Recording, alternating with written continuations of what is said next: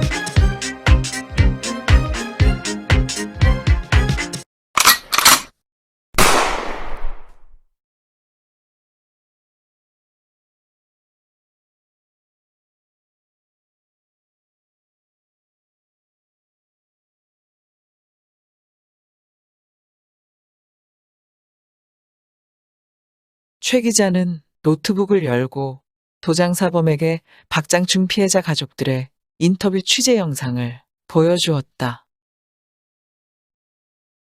영상이 점점 진행될수록 도장 사범은 피가 끓는 듯 조용하지만 몸이 격하게 흔들리기도 하였다. 그의 눈빛은 분노와 슬픔으로 노트북 영상을 차마 똑바로 바라보지 못했다. 영상이 끝난 후 도장 사범은 대련장으로 최 기자를 데리고 이동했다. 그리고 보조 사범을 상대로 그 어떤 설명도 하지 않고 기술 시범을 보이기 시작했다. 도장 사범이 뒤에서 오른팔을 이용해 상대의 목을 감싸고는 자신의 모든 체중을 이용해 뒤로 몸을 젖혔고 두 사람의 몸은 그대로 넘어갔다. 그 후 도장 사범은 목을 죄고 있는 채로 오른쪽 손가락들을 입안에 넣었다. 그리고 그는 입을 꽉 다물었고 또 동시에 오른쪽 다리로 상대의 허벅지 부분을 감싸 자신의 왼쪽 허벅지 밑으로 넣고는 오른쪽 발등으로 족쇄를 채웠다. 목이 조여오자 달개 울음소리 같은 단발마의 비명이 보조 사범의 목구멍에서 흘러나왔다. 그러자 도장 사범은 기술을 풀었다. 시범이 끝난 사범은 일어나 최 기자를 바라보며 나지막하게 말했다. 손가락이 탈구될 수 있고 상대 힘이 강하면 상황에 따라 턱이 빠질 수도 있어요. 이 기술은 뭐라고 부르나요? 대답을 하기 전에 사범의 표정이 잠시 결연하게 변했다. 하늘의 심판. 도장 문 밖에서 지 검사가 벽에 기대어 듣고 있었다. 잠시 후 그는 품속에서 사진을 꺼내 눈을 가늘게 뜨고 바라보았다.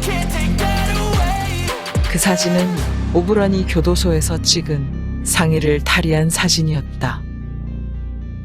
그의 가슴 쪽 심장 부분에 여성 얼굴이 그려진 문신이 보였다.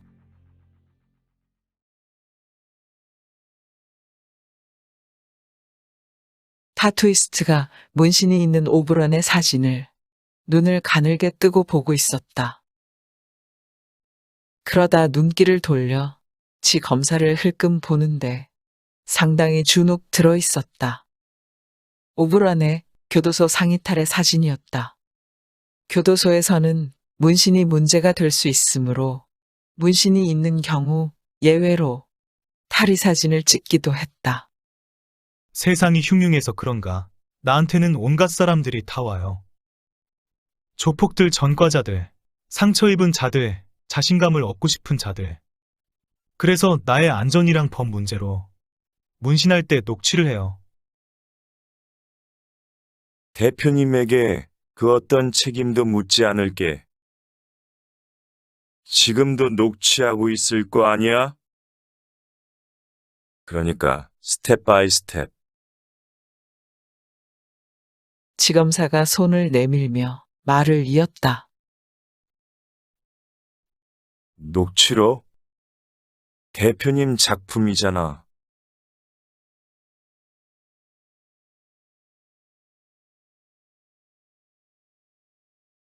타투이스트의 녹취록이 사무실 안에 흐르고 있었다. 얇고 가벼운 목소리인데 그 내용으로 떠도는 공기가 무거웠다. 지검사는 이미 들은 듯 창문을 무감동하게 바라보고 있었다. 최 기자는 최대한 집중해서 듣고 있었다. 최 기자의 표정이 순차적으로 변해가는 것이 보였다. 그건 의혹에서 확신의 표정으로였다. 심장 위에는 못색입니다. 죽을 수도 있어요. 당신과 또 나를 위해서 안 돼요. 죽어도 상관없어요. 난 이미 죽었거든요. 그놈을 죽일 때 그녀가 보았으면 해서요.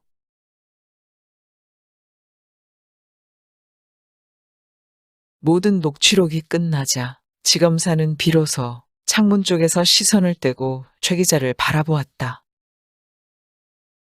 이후에 녹취록은 없어. 이미 자의에 의한 동의를 받은 후라 필요가 없었던 거지.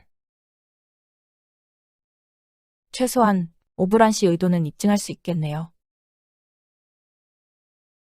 문제는 어떻게 오브라니?